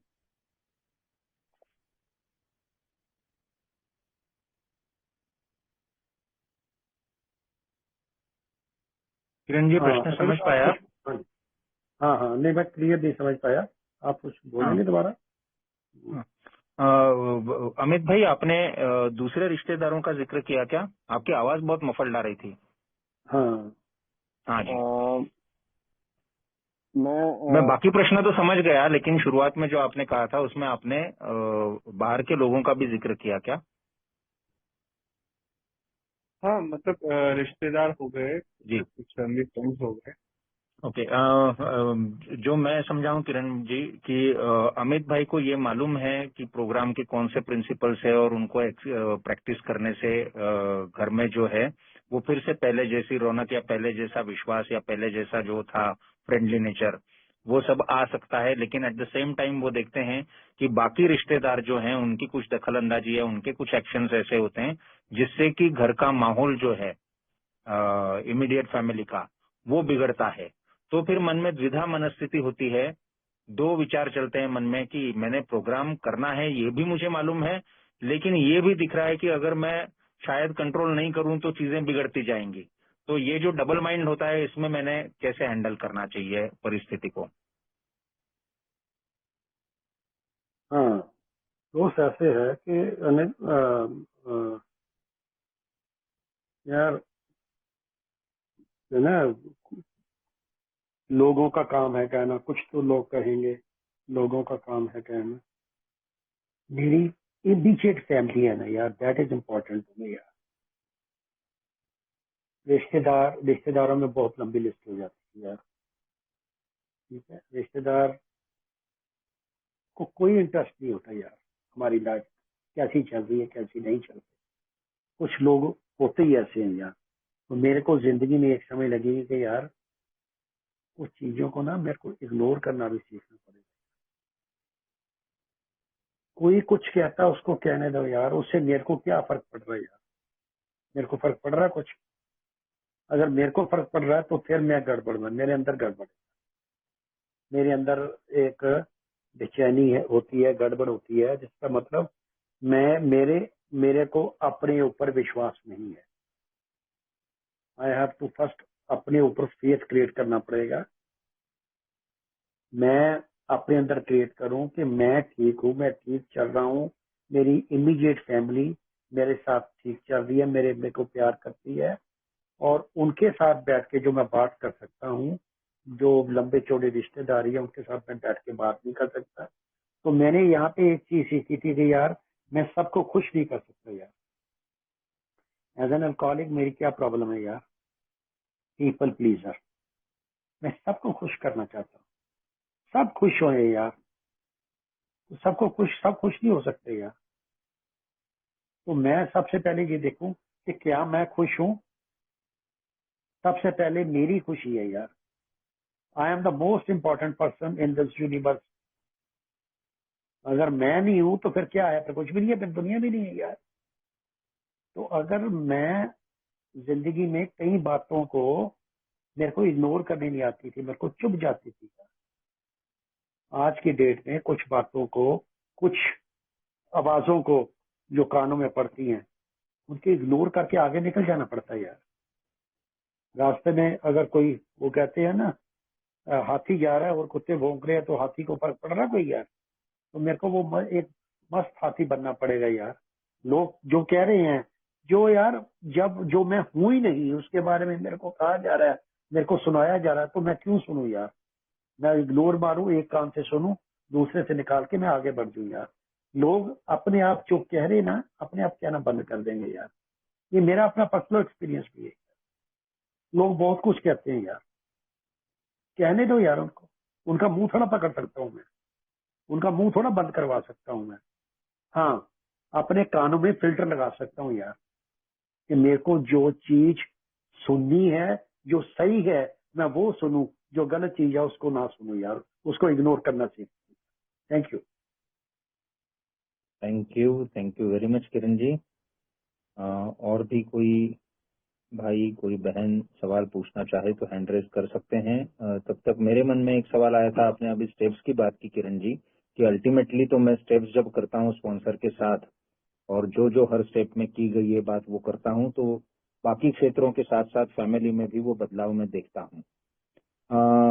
तो 9 स्टेप की जब बात आती है तो कई बार जो है अमेंड करना जो बात होती है, मैंने बाहर के सारे लोगों से अमेंड कर ली, लेकिन घर वालों से मेरी डायरेक्ट अमेंड नहीं हुई थी, क्योंकि तब तक मैं लिविंग अमेंड मेरे को समझा दिया था ओल्ड टाइमर्स ने, और मैं कोशिश कर रहा था कि मैं अपनी ओर से कैसे अच्छा रहूं। उनकी जरूरतों की ओर मैंने ध्यान नहीं दिया था, तो फिजिकल, मेंटल, इमोशनल जरूरतें हैं उनको पहले रखूं, अगर कभी जरूरत पड़ती है तो काम को भी सेकेंडरी रखूं और मैं उनके लिए हाजिर रहूं, और डेली लाइफ में भी मैं वाइफ का हाथ बटाने की कोशिश करता हूं। तो ये सारी जो चीजें थी, इनकी वजह से संबंध काफी सुधर गए थे। अब समय गुजर चुका था और अमेंड की जब बारी आई, तो ऐसा नहीं है कि मेरा ईगो आड़े आ रहा था, लेकिन फैमिली के साथ मैं अमेंड कर नहीं पा रहा था। तो ये क्यों होता है? एंड सेकेंडली ये भी होता है बाद में कि ये मेरे साथ नहीं हुआ है, लेकिन एक सवाल इससे जुड़ा हुआ काफी बार मैंने सुना है कि शराबी ने जैसे वाइफ के साथ अमेंड कर ली, और उसके बाद अगर उससे कुछ गलती हो जाती है, अगर वो गुस्सा हो जाता है, तो फिर उल्टा सवाल ये आता है कि फिर अमेंड का मतलब क्या रहा, तुमने तो सिर्फ अमेंड कर दी और तुम्हारा व्यवहार तो वैसा ही है। तो ये जो फैमिली के साथ अमेंड का है, एक डायरेक्ट अमेंड भी, एक लिविंग अमेंड्स भी, और कुल मिला के ये जो है मुद्दा, इसको कैसे हैंडल किया जाए? एक तो आपकी बात ठीक है, लिविंग अमेंड। लिविंग अमेंड को हम जब तक जिंदा वो करने हैं यार। मगर कुछ चीजें ऐसी हैं, उसमें डिपेंड करता है कि यार मैंने अमेंड कहना क्या है, करना क्या प्रॉब्लम है। तभी कहते हैं ना, अमेंड जब कर रहे हैं ना, तो सबसे पहले एक लिस्ट बनती है, ठीक है? वो लिस्ट मैं with the help of sponsor, वो मैं जो अमेंड करता हूँ with the help of sponsor करता हूँ। मैं वाइफ की बात नहीं करता, टोटल अमेंड्स की बात करता हूँ। अगर मेरा कुछ बिहेवियर, कुछ सेक्सुअल बिहेवियर ऐसा था जिसकी वजह से मेरे अंदर गिल्ट है और मैं अमेंड करना चाहता हूँ अपनी वाइफ के साथ, वो बताना चाहता हूँ, तो पॉसिबिलिटी ये भी है कि सबसे पहले स्पॉन्सर से पूछ लूँ मैं यार, कि क्या ये अमेंड करना इस तरीके से ठीक रहेगा कि नहीं रहेगा। कई बार वो चीजें उल्टी पड़ जाती है वाइफ के साथ।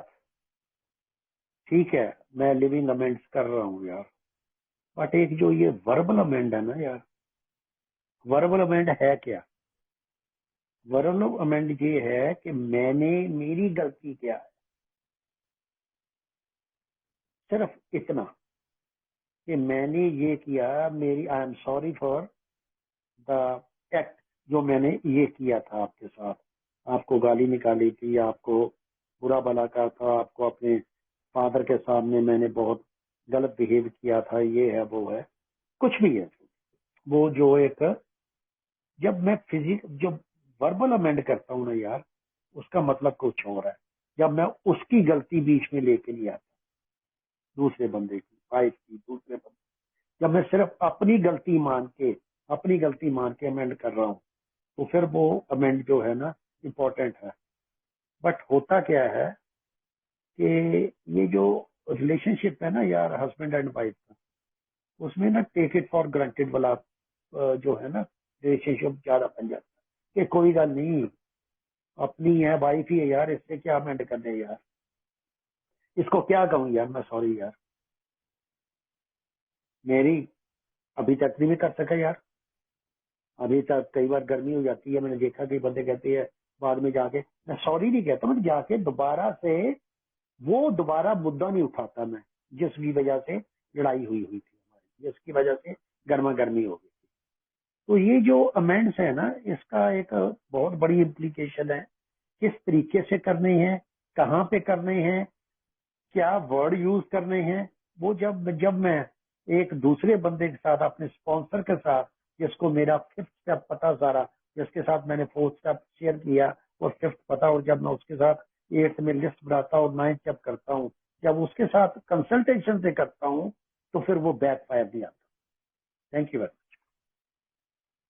Thank you so much. और चैट बॉक्स में एक आई है बात, आईफोन मुझे नहीं मालूम ए मेंबर हैं या एलेनॉन मेंबर हैं, प्लीज आप अपना नाम बता के अपना सवाल पूछ सकते हैं।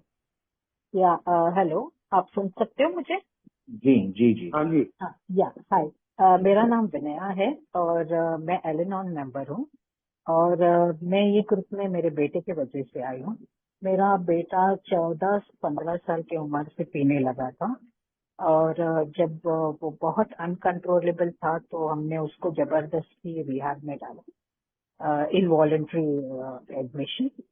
और जब वो 4 महीना था वहाँ पे, और 4 महीने के बाद जब वो आया तो कुछ दिनों के लिए बहुत अच्छा था, मीन्स था, उसका मूड स्विंग्स था ऊपर नीचे। बट मैं एलेनॉन के बारे में पहले नहीं जानती थी। जब मेरा बेटा रिहैब जाने लगा तब मुझे एलेनॉन के बारे में पता चला और मैं सिंसियरली एलेनॉन ज्वाइन करके मैं सिंसियरली अपना मीटिंग अटेंड करते रही। और जब मेरा बेटा बाहर आया तो किसी ने कहा कि उसे भी ये मीटिंग करना जरूरी है। तो वो बहुत कोशिश के बाद after coming back from rehab 6 महीने के बाद वो ए मीटिंग करने लगा, which I am very thankful to God. तो जब अभी ए मीटिंग जा रहा है बट उसका मूड स्विंग्स, उसका वे ऑफ बिहेवियर अभी भी वही है जो सोब्राइटी में है। वो अभी 1 साल हो गया सोब्राइटी में है, फिर भी वो बिहेवियर सेम है। मैं पहले बहुत मारपीट और झगड़ा बिगड़ा सब होता था मेरे बीच, हम सबके बीच में। उसको गुस्सा आता था, वो मेरे को मारता था, मेरे हस्बैंड को भी मारता था, बहन को भी मारता था। बट अभी फॉर्चुनेटली जब से रिहैब में आया वो वायलेंट बिहेवियर गया है, बट बाकी सब behaviour, rude way of talking, hurting, वो अभी भी है उसमें। अभी जस्ट मैं यहाँ पे ये प्रश्न पूछना चाहती हूँ कि अभी मैं एलेनॉन में जाने के बाद बहुत घर में शांति मेंटेन करने की बहुत कोशिश करती हूँ और हो भी रहा है बाय गॉड्स ग्रेस। बट अभी मैं देख रही हूँ ये मीटिंग सब कर रहा है। परसों के दिन थोड़ा मेरा और उसका थोड़ा आर्ग्यूमेंट हुआ तो सडनली मेरे को बोला कि now just I am going to drink again. तो ये मुझे एक फियर में लाया है। तो मेरा ये means I try my level best to be loving caring towards him. और वो काम पे नहीं जाता है, 32 इयर्स का है, अभी भी काम पे नहीं जाता है और उसको पूरी तरह से मालूम है कि मैं और मेरे हस्बैंड उसके मेंटल स्टेट, उसके फिजिकल वेलबींग के लिए हम लोग उसको सपोर्ट कर रहे हैं। Of course we are giving him limited resource, ज्यादा तो नहीं दे रहे हैं, बट उसके बावजूद भी आई डोंट नो, वो जब से मेरे को बोला है कि मैं अभी फिर से शुरू करूंगा, मुझे बहुत चिंता हो रहा है। तो मेरा ये बिहेवियर सही है क्या चिंता होने का, या मेरे से कुछ गलती हुआ है क्या, मुझे समझ में नहीं आ रहा है।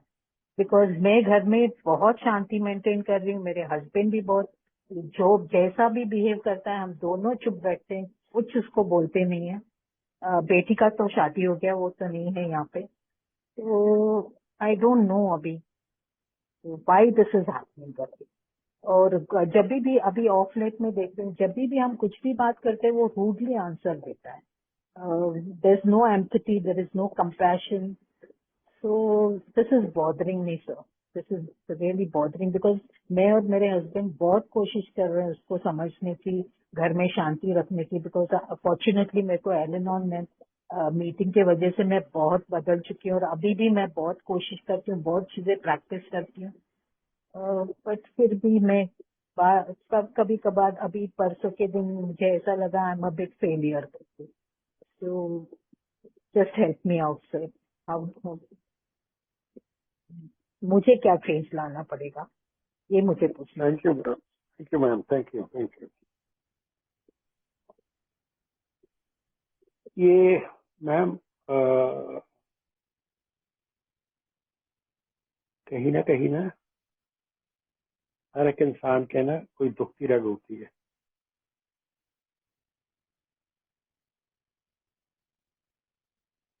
मैं और मेरी वाइफ पिछले गोइंग टू अराउंड 30 साल होने वाले हैं, प्रोग्राम में जा रहे हैं।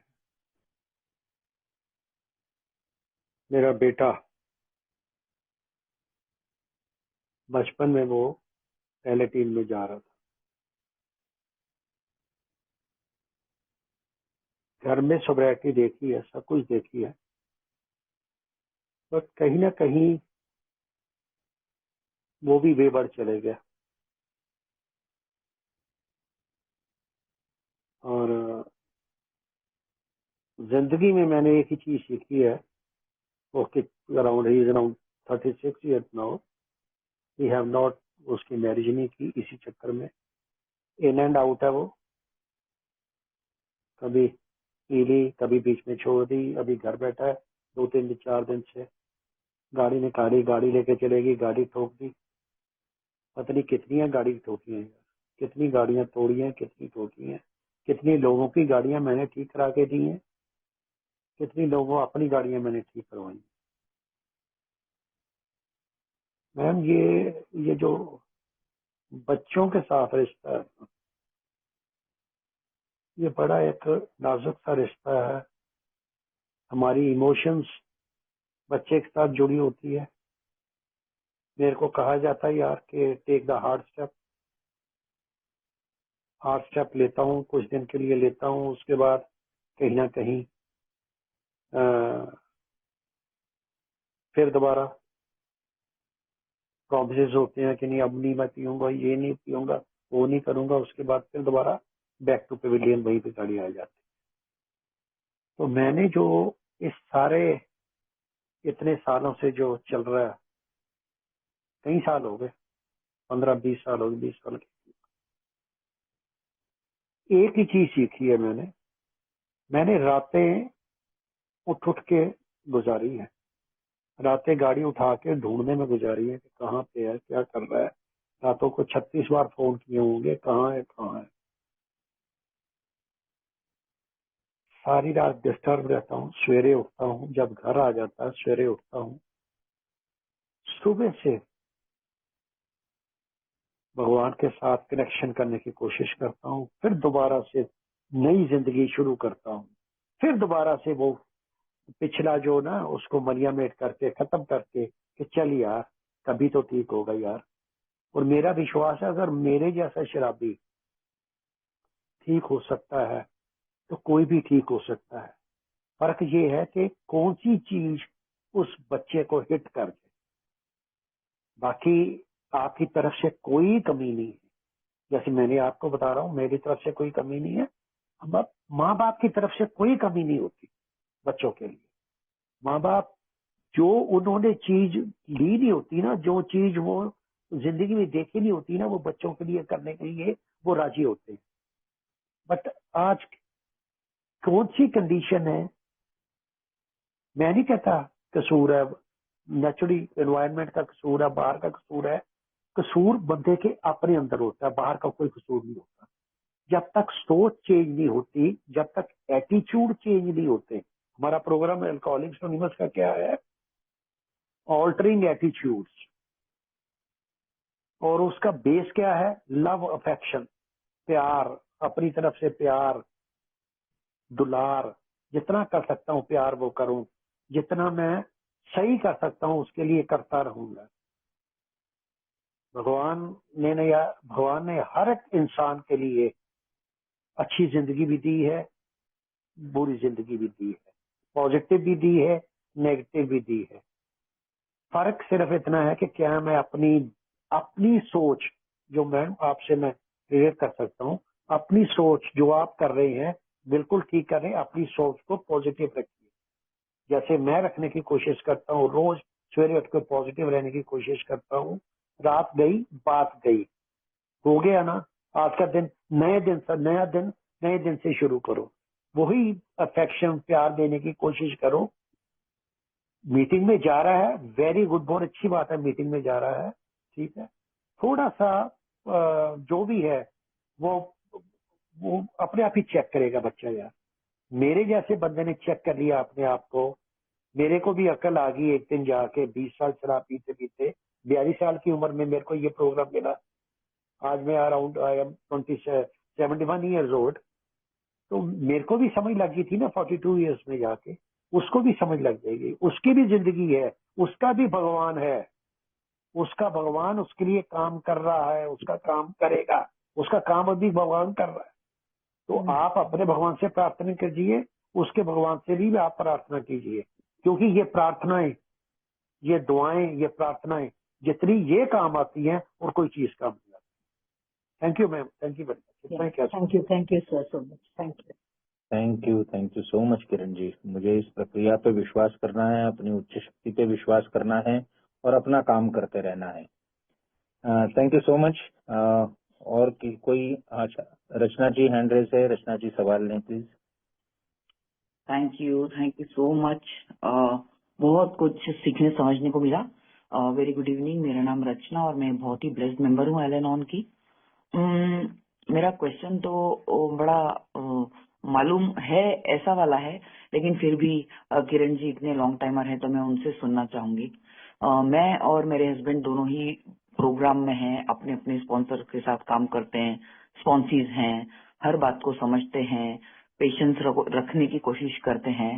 अब समय आ गया मेरे हस्बैंड की 7.25 साल की सोब्राइटी के बाद और मेरे 9 साल की एल-एन-ऑन जर्नी के बाद कि हम लोग बहुत ज्यादा अपने कनेक्शन पर काम करें, रियल मतलब जो है बॉन्डिंग है हम दोनों का, रिलेशनशिप बिल्डिंग है, उस पर काम करें जो चालू ही है।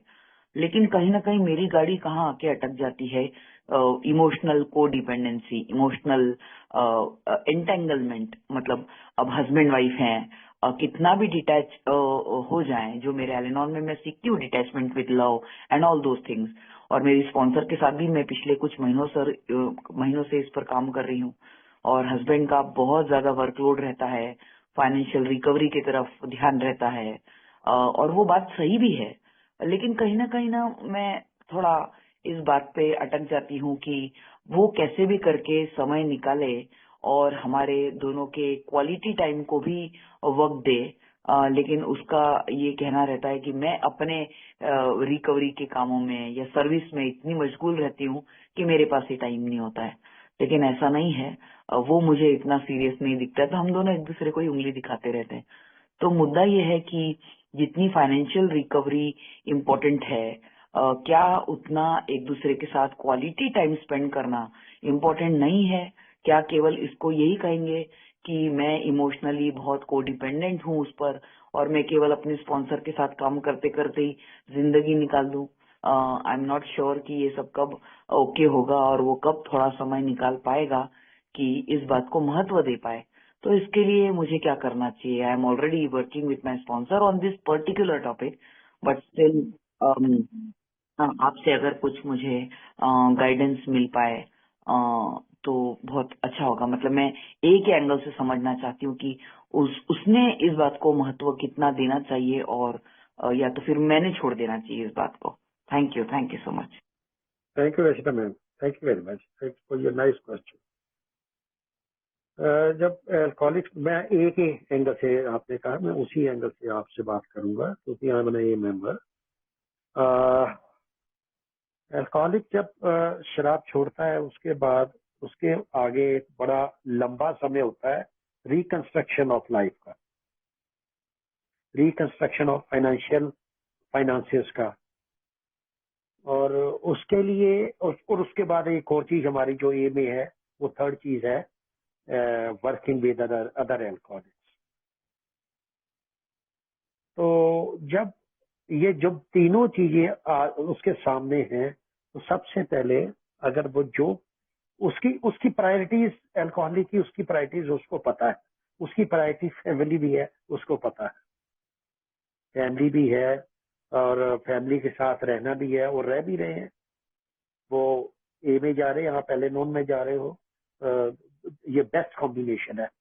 ये कहते हैं ना डेडली कॉम्बिनेशन है कि दोनों अगर बंदे हस्बैंड वाइफ पहले नॉन में ए में जा रहे हैं, तो सबसे पहले जो उनकी प्रायोरिटी है साहब की, वो अपनी प्रायोरिटी, उनकी प्रायोरिटी अपने तरीके से है। वो जो उन्होंने प्रायोरिटी उन्होंने जो रोड मैप अपने लिए बना रखा है, जो प्रायोरिटी बना रखी है, वो उनको फॉलो करने की कोशिश कर रहे हैं। और हो सकता है आपकी प्रायोरिटी उनकी प्रायोरिटी से मैच ना कर रही, आपकी एक्सपेक्टेशंस हो सकती हैं, उनकी प्रायोरिटी हो सकती हैं, उनकी एक्सपेक्टेशन हो सकती हैं, आपकी प्रायोरिटीज हो सकती है। ये दोनों का क्लैश है। वो ये क्लैश मोस्टली हर फैमिली है, मेरी फैमिली में ये कोई नहीं है कि ये चीजें खत्म हो जाती हैं। उसकी एक्सपेक्टेशन है मेरे से के मेरे साथ बैठ के बातें किया करें, मेरे को बातें करनी नहीं आती। मेरा लाइफ का एक जो मिशन बन चुका है, वो एल्कोहलिक्स एनोनिमस में काम करना।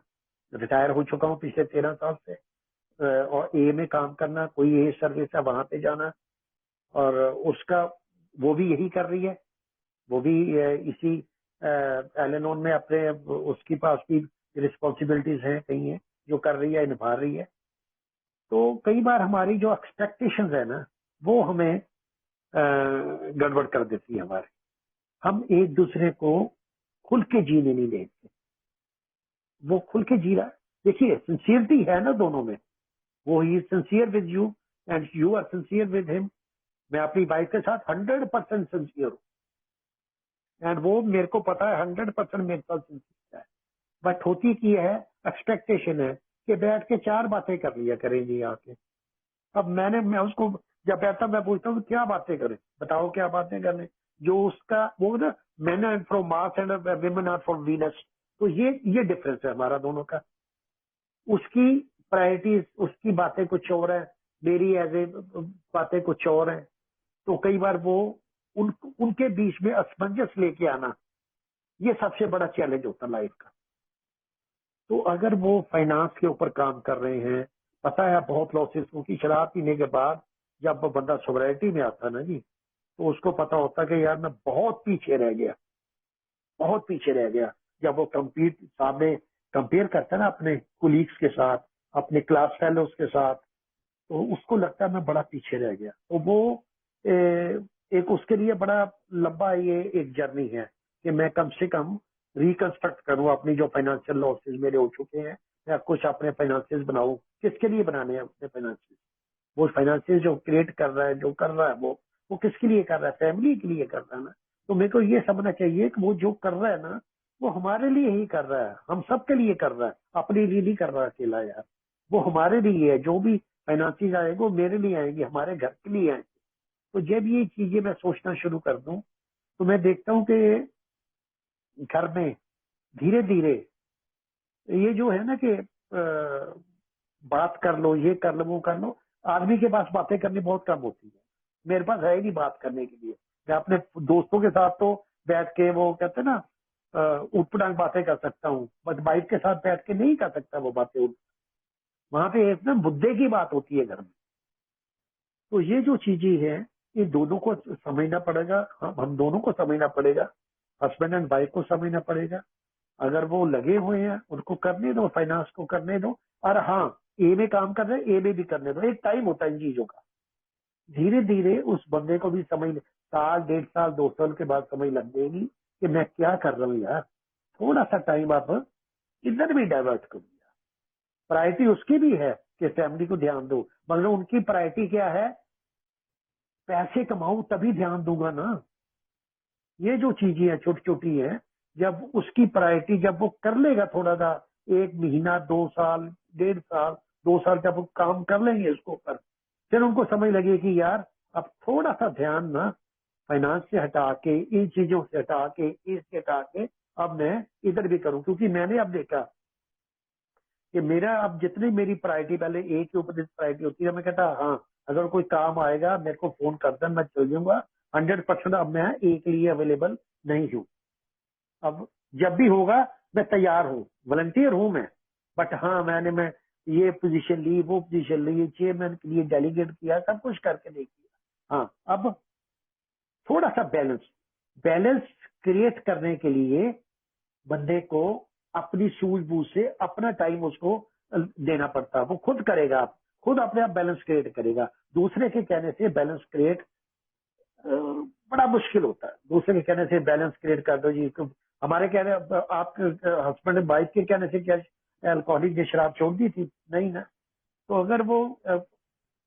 अगर हम उसको ज्यादा प्रेस करेंगे ना, तो कई बार वो होता है उदासीन हो जाता है। तो इसके लिए जो वो कर रहा है उसके साथ उसका साथ देने की कोशिश कीजिए। उसकी जो कोई डिफिकल्टी है उनसे पूछने की कोशिश कीजिए। कोई पूछता ही नहीं है, वाइफ पूछती नहीं हस्बैंड की डिफिकल्टी, उसको लगता है कि उसको कोई डिफिकल्टी तो होगी नहीं, ये पता नहीं क्या कर रहा है। तो अगर मेरी वाइफ भी अगर मेरे से डिफिकल्टी पूछे ना, तो मैं कह दूं यार हाँ ये मेरी लिमिटेशन है, ये मेरी डिफिकल्टीज है। वो take it for granted, husband को टेक इट फॉर ग्रांटेड ले लिया जाता है कि नहीं यार इसको तो डिफिकल्टी होगी नहीं, वो होगी तो अपने आप सॉल्व कर लेगा। कई बार वाइफ की बहुत जरूरत होता है, अर्धांगिनी कभी कहते हैं ना उसको, उसकी ज्यादा जरूरत होती है किसी छोटी मोटी प्रॉब्लम को समझने की, उसको सॉल्व करने की। क्योंकि जिस माइंड से प्रॉब्लम, एक माइंड ने जो प्रॉब्लम क्रिएट की है, उसी माइंड से वो प्रॉब्लम का सोल्यूशन नहीं निकल सकता, और उसके लिए एक दूसरे साथी की जरूरत होती है। तो मैं इसी के बारे में इतना ही अभी कह सकता हूँ। Thank you very much ma'am. Thank you so much Kiran ji. And दोस्तों मैं क्षमा चाहता हूँ, थोड़ा समय जो मीटिंग का है उससे हमने 1 मिनट एक्सीड कर लिया है और अभी समापन की प्रक्रिया बाकी है। लेकिन इतना इम्पोर्टेंट प्रश्न और इतना प्रैक्टिकल जवाब था कि मैं उसको बीच में रोकना नहीं चाहता था। मैं किरण जी आपसे रिक्वेस्ट रहेगी कि 2 और इम्पोर्टेंट सवाल चैट बॉक्स में आए हुए हैं। मीटिंग का टाइम वैसे तो ऑफिशियली खत्म हो गया है, तो हम जरा सा मीटिंग का क्लोजर करते हैं और उसके बाद आप प्लीज 10 मिनट और दें हमें। चलेगा आपको? जी हाँ जी, हाँ जी। सो अमित भाई ओवर टू यू, मैं आपको मीटिंग हैंड ओवर कर रहा हूँ।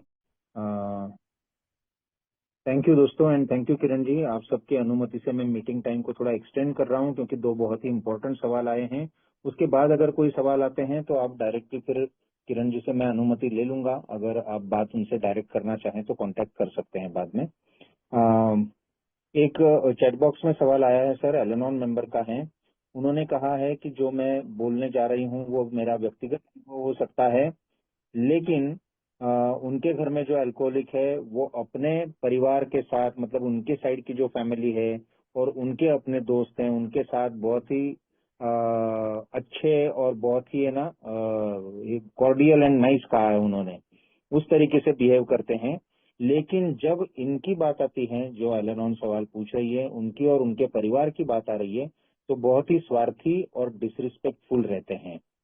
तो ये ए में आने से पहले भी उनका बर्ताव ऐसा ही था और आज भी बर्ताव ऐसा ही है। तो ऐसा क्यों और इस पे फिर इसको कैसे हैंडल किया जाए?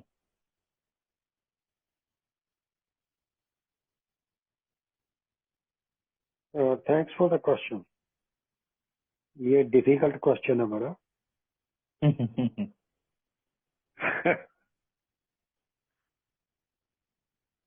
अल्कोहलिक के एंगल से बताऊंगा। होता क्या है कि जब अल्कोहलिक शराब पी रहा होता है तो इंटरफेरेंस तो आती है ना इन लॉज की तरफ से। अपने इन लॉज रहेंगे, जो माँ बाप ने अपने कहते हैं। मेरे को याद है कि मेरे फादर ने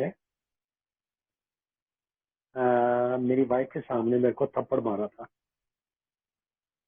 मैं उनको कुछ नहीं कह सका। मगर वहीं पे दूसरा एंगल है, जब मेरे फादर इन लॉ ने मेरे घर में आके मेरे को घर से बाहर निकाल दिया। दूसरी बार उससे पहला इंसिडेंट हुआ, मेरे घर में आके, मैं शराब पी के आया था शाम को, कोई गेस्ट बैठे हुए थे आए हुए, वो आके मेरे साथ कॉन्फ्रंट किया उन्होंने, मेरे साथ हाथापाई करने की कोशिश की, मेरे को घर से बाहर निकालने की कोशिश की, हमारी हाथापाई होगी। और जो गेस्ट बैठा था वो मेरे ऑफिस का ही कोई कुलीग था, उसने बीच बचाव किया आके। तो अब दोनों फादर ही है, वो फादर है, वो फादर इन लॉ ही है। अगर दोनों में बाप समझता तो मैं जैसे अपने फादर के साथ बिहेव किया था इनके साथ ना करता। बट इन्होंने जब मेरे साथ हाथापाई करने की कोशिश की तो मैंने भी थोड़ी मोटी करने की कोशिश की, और उसके बाद एक दो बार ऐसे भी हो कि मेरे को मेरे घर से आके निकाल दिया गया और आके खुद बैठ गए थे। उसके बाद चले गए थे 7-8 10 दिन के बाद मैं अपने फादर के घर में रहा दिल्ली में जाके। तो ये एज एन अल्कोहलिक मेरे को लगता है कि यार अल्लाह की तरफ से इंटरफेरेंस ज्यादा मेरे घर। मेरे ब्रदर इन लॉ अभी मैं जहाँ पे रहता हूँ वहीं पे शिफ्ट कर गए आके, मेरे घर से 1 किलोमीटर दूरी पे हैं। तो वो दोनों ब्रदर इन लॉ और मेरी उसकी वाइफ दोनों सालेहार मेरी बिना नागा 1-2 दिन के बाद रोज घर में टपक पड़ते थे, आ जाते। कुछ दिन तो 2-4 महीने साल तो चलता रहा, फिर मेरे को बुरा लगना शुरू हो गया कि यार ये रोज क्यों टपक जाते हैं यहाँ पे आके, रोज क्यों आते हैं यार, ये 2 वे ट्रैफिक होती है यार। आप आओ फिर मैं जाऊं, फिर मैं हूँ आप जाओ, ये नहीं है कि आपका बहन का घर है वो आप जब मर्जी आ जाओ आके बैठो। उससे उनको, मेरी वाइफ को वो शायद ठीक लग रहा है, उसकी बहन को ठीक लग रहा है, मेरी वाइफ को ठीक लग रहा है, बट मेरे को ठीक नहीं लग रहा। कि यार मेरे को लग रहा है, जो मेरे को लग रहा था कि ये अननेसेसरी इंटरफेरेंस है मेरे घर में आके। कोई चीज चाहिए मैं लेके आ जाऊंगा, कोई चीज चाहिए रहने दे इसको। मेरे को कितने बार सारा मैं काम करता हूँ घर का, सब कुछ लेके आता हूँ, क्या चाहिए शाम को जाता हूँ लेके आता हूँ, उसके बाद भी उसको क्या देना, मेरा भाई ले आएगा। तो ये जो इंटरफेरेंस है ना यार, अननेसेसरी इंटरफेरेंस, ये कई बार गड़बड़ कर जाती है रिलेशनशिप। आप भी जब आते हैं घर, कभी कभी आते हैं, मैं स्वागत करता हूँ, आए अभी जो कुछ दिनों बाद आए तो उनका स्वागत है। मेरी आदत है मैं नहीं जाता किसी और के घर, एज एन अल्कोहलिक मेरी नेचर कुछ और है। जो अल्कोहलिक नहीं उनकी नेचर कुछ और है, तो हमको एक दूसरे की नेचर समझनी पड़ेगी।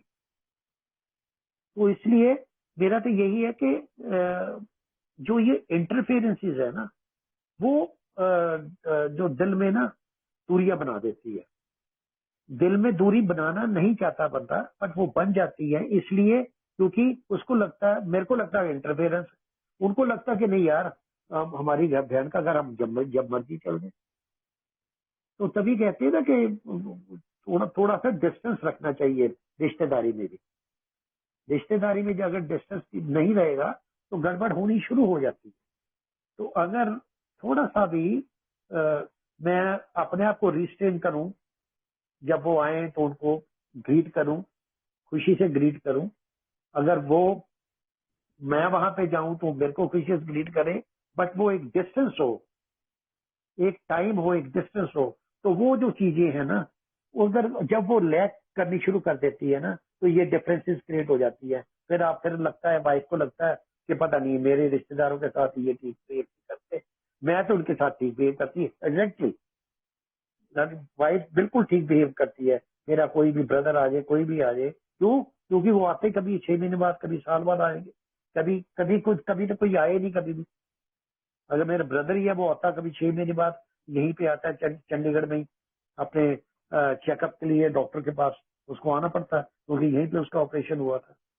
तो ये जो चीजें है ना, जब हम डिस्टेंस थोड़ा सा क्रिएट करें, एक दूसरे की भावनाओं को समझने की कोशिश करें, तो डेफिनेटली अपने आप रिलेशनशिप दोबारा ठीक होने शुरू हो जाए। ये मेरी पर्सनल एक्सपीरियंस है। Thank you very much. Thank you जिन्होंने ये सवाल पूछा था, और thank you so much Kiran जी आपके जवाब के लिए। और आज का मैं आखिरी प्रश्न लेने जा रहा हूँ, जो मुझे लगता है बहुत ही इम्पोर्टेंट है, क्योंकि मैं एक ए मेंबर ने पूछा हुआ सवाल है कि ए में आने के बाद मुझे वांट्स और नीड्स है ना, मेरी जरूरतें और मेरी चाहतें, इनमें फर्क समझा दिया। और मैं अब ये भी सीखा हूँ कि मेरी चादर देख के मुझे पैर पसारने हैं। लेकिन मेरी वाइफ कुछ ऐसे दोस्तों और रिलेटिव्स के बीच रहती हैं जिनको ना बहुत अननेसेसरी स्पेंडिंग है ना, जो जरूरी नहीं है वो खर्चा करना, या फिर कोई मन में बात आई है तो वो मांग तुरंत पूरी हो, इस तरह से उनका बिहेवियर हो रहा है। और इसके चलते मैं देख पा रहा हूँ कि इसकी वजह से प्रॉब्लम्स हो रही हैं, चाहे वो फाइनेंशियल हो या ओवरऑल बिहेवियर को लेके है ना, घर किस ओर जा रहा है उसको लेके ये प्रॉब्लम हो रही है। और ये अगर बढ़ता रहा तो मुझे तकलीफ हो सकती है। तो और मैं रोकने की अगर कोशिश करूं, मैं समझाने की कोशिश करूं, तो ये माना जाएगा कि मैं डोमिनेट करने की कोशिश कर रहा हूं। तो ऐसे में मैंने क्या करना चाहिए? क्या ये मेरे कैरेक्टर डिफेक्ट्स आ रहे हैं, या मैं सही बात देख पा रहा हूं, लेकिन फिर मैंने क्या करना चाहिए? That is the question sir. Thank you दोस्त, जिनका भी क्वेश्चन है उनका बहुत बहुत धन्यवाद। यार ये जो पहले तो ना फैमिली को ये समझना चाहिए, ठीक है फैमिली के रिश्तेदार या उसके फ्रेंड्स का सर्कल जो है वो वेल टू डू है, मगर सबसे पहले तो दोनों को, हस्बैंड एंड वाइफ को ये देखना चाहिए कि मेरे घर की पोजीशन क्या है। आपने जो कहा कि चादर देख के पैर पसारना, आपने बिल्कुल सही कहा, बिल्कुल। क्योंकि अल्कोहलिक ने इतना कहर ढाया होता है हर मामले में, पैसे के मामले, रिलेशनशिप के मामले में, ठीक है ना, कुछ भी ले लो यार, हर जगह पे उसने वो जब हम कहते हैं आतंकवादी बना हुआ था वो। तो जब उसको अब होश आई है, वो प्रोग्राम में आ गया है, प्रोग्राम में आने के बाद अब वो फाइनेंशियली अपने आप को ठीक करने की कोशिश कर रहा है, जो आप कर रहे हैं। तो उसमें थोड़ा सा क्या 50-50 है यार। वाइफ को अर्धांगिनी कहा जाता है यार। अगर 50% आप तो 50% वो है यार। तो उनको भी पूरा साथ देना चाहिए कि पहले अपने घर की फाइनेंसेस को देखे, अपने जितनी चादर है उतना हम पैर पसारे, लोगों को देख के, लोगों को आप, मैं एक गारंटी देता हूँ, आज मेरे पास होंडा सिटी है, अगर मैं आज मर्सिडीज लाके घर खड़ी कर दूं ना, किसी को कोई फर्क नहीं पड़ता। मैं मार्केट में जाता हूँ, मैं मर्सिडीज से उतरता हूँ, लोगों को क्या फर्क पड़ता है मैं किस गाड़ी में आया हूँ किस में नहीं आया। फर्क किनको पड़ता है? सिर्फ मेरे को पड़ता है, मेरी ईगो को पड़ता है। मैं 5000 गज के घर में रह रहा हूँ, उसमें से रह किस में रहा हूँ? एक कमरे में रहा हूँ ना, एक कमरे में जो 12 फुट by 10 फुट का कमरा, उसमें रह रहा हूँ ना मैं बस। बाकी तो वो मेरी ईगो रह रही है सारी यार। तो ये जो चीजें हैं, ये दोनों फैमिलीज को बैठ के प्यार से समझानी पड़ेगी, सुलझानी पड़ेगी कि यार लोगों को देख के यार हम अपना घर क्यों उजाड़ रहे हैं यार। हमारे जो खर्चे हैं, हमारा ये फाइनेंस, तो सीधा सामने रख दो, ये फाइनेंस है, ये महीने में ये हमारी आमदन है, इसमें इतनी हमने सेविंग करनी है, इतना खर्चा यहाँ पे, इतना खर्चा यहाँ पे, ये खर्चा यहाँ पे। अब देख लो कहाँ पे खर्चा करना है, ओपन कर दो यार, बैठ के ओपन कर दो सारा कुछ। सजेशन है मेरी, जो मेरे को समझ आया कि अगर अब मेरे घर में क्या है, मैं रिटायर्ड हो चुका हूँ, मेरे को बड़ी मीगर पेंशन मिलती है, मेरी वाइफ भी रिटायर्ड है, उसको भी पेंशन मिल रही है। हमारे धीरे धीरे रिसोर्सेज जो हमारी सेविंग्स की जो खत्म हो रही है, अब कई जगह पे I am totally dependent upon my wife यार फॉर द पेमेंट। तो मैं उसको, मेरे को वो अंदर से कई बार से बड़ी अंदर से ग्लानि भी आती है कि मैं क्या कहूँ यार, कि यार ये इतना बिजली का बिल आया, वो पेमेंट करनी है, वो पेमेंट करनी है, ये मैंने कर दिया, अब तू यार मेरे को पैसे ट्रांसफर कर दे यार, वो मैं पेमेंट कर दूं। बट हाँ यार, घर को चलाने के लिए तो करना पड़ेगा ना। उसको उसको नहीं समझ इन चीजों की यार। उसको लगता है कि ठीक है यार, ये इसमें कर लेगा खर्चा यार।